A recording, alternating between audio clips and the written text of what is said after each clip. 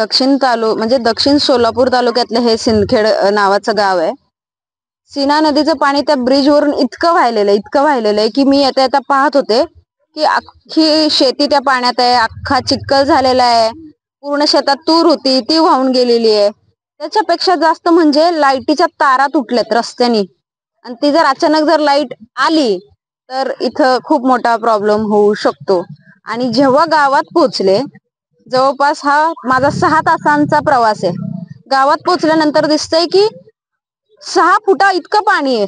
लोकांच्या घरात पाणी, लोकांच्या घरात ते साप, ते विंचू आणि ते चिखल, इतकं म्हणजे इतकी भयानक परिस्थिती आहे की खायला नाही. त्यांच्या लेकरांची वह्या पुस्तकं सगळे वाहून गेलेले आहेत.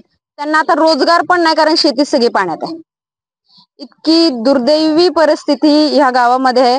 आणि आतापर्यंत मला नाही वाटत की कुठलीच मदत पोहोचली आहे की नाही, कारण मी इथं आले तर मला तरी नाही दिसत आहे अजूनपर्यंत ह्या गावात पोहोचली आहे मदत. तर मला एवढंच म्हणायचंय की तुम्ही जरा शोध घ्या, शासनाने थोडासा शोध घ्यावा की आपल्या महाराष्ट्रात जिथे जिथे आता सध्या दुष्काळ, ओला दुष्काळ जो पडतोय किंवा जिथं अजून सुद्धा पाणी वसरलेलं नाही, तिथपर्यंत त्यांनी जावं आणि पाहावं की असे कित्येक तरी छोटे छोटे गाव आहेत की ज्या लोकांना नावं सुद्धा नाहीयेत माहिती, जसं आपलं सिंदखेड आहे. एवढी घाण परिस्थिती आहे इथे.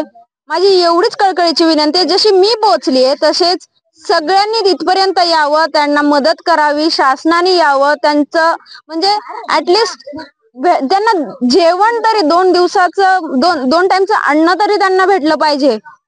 इतकं म्हणजे दुर्दैवी सगळी इथं परिस्थिती आहे. मला बोलायला सुद्धा त्रास होतोय, कारण मी हे सगळं पाहून मी खरंच खूप इमोशनल झाली आहे. पण इमोशनल होऊन चालणार नाही. पहिली गोष्ट, गावकऱ्यांसाठी आणि सर्व लेकरांसाठी काहीतरी करणं हे खूप महत्वाचं आहे.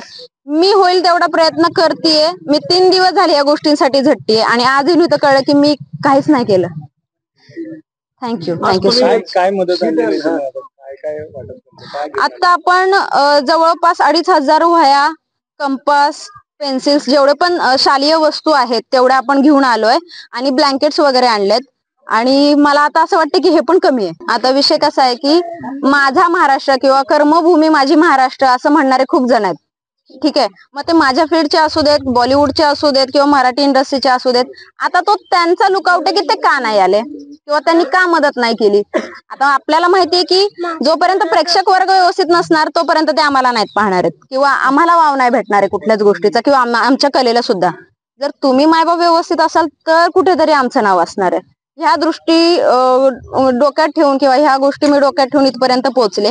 आणि खरंच मी सर्व कलाकारांना सांगू इच्छिते की इतके वर्ष आपण कुठं होतो, कुठं नव्हतो, कुठं मदत केलीये नाही केलीये हे आपल्याला माहित नाही. पण आतापर्यंत जिथं जिथं शासन नाही पोहोचलेलं, सिंदखेड सारख्या गावांमध्ये आपण सगळ्यांनी थोडी थोडी, पाकळी ना पाकळी जरी मदत केली तर ते खरंच कुठंतरी गाव चांगलं होऊ शकतं, त्यांना मदत होऊ शकते, त्यांना 2 टाइमचं अन्न भेटू शकतं, निवारा भेटू शकतो.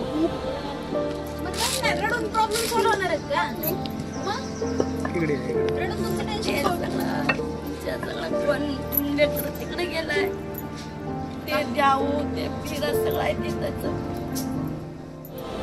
आता मला एक गोष्ट सांगा, हे जे झालंय नैसर्गिक गोष्ट आहे, आपण स्वतः तर नाही केलेलं बरोबर. आपण आयुष्यात एवढे सगळे प्रॉब्लेम सॉल्व्ह करू 2 दिवसात निघून जाईल. आता रडण्याशिवाय पर्यायच नाही ना मॅडम. असं नसतं, रडून प्रॉब्लेम सॉल्व्ह नाही, बरोबर की नाही.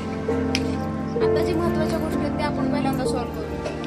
हळूहळू सगळ्या गोष्टी कामाला नोकरी नाही का नाही, काम करतं सगळं थोडं घेतं सगळं जात आहे, थोडं घेतं सगळं जात आहे.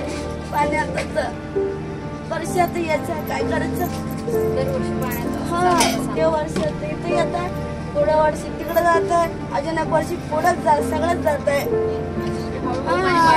वाढतच आहे वर्षात.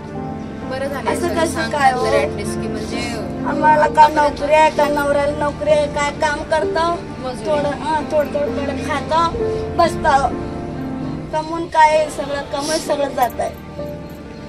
म्हणजे याच्यावरून ही गोष्ट लक्षात येते की बऱ्याच लोकांना हे गाव कुठे आहे सिंदखेड हे माहित सुद्धा नसणार आहे. महाराष्ट्रातल्या कुठल्या कोपऱ्यात हे गाव आहे किंवा कुठल्या कॉर्नरला हे गाव आहे आतापर्यंत कोणालाच हे कळलं नसणार आहे. पण होईल तेवढं आपण लोकांपर्यंत हे पोहोचवू की इथं किती दशा म्हणजे विद्रोह इतका झालेला आहे आणि ह्या सगळ्या गोष्टी त्रास इतका आहे ह्यांना की आज मी इथपर्यंत पोहोचले तर उद्या शासन सुद्धा इथपर्यंत पोहोचेल.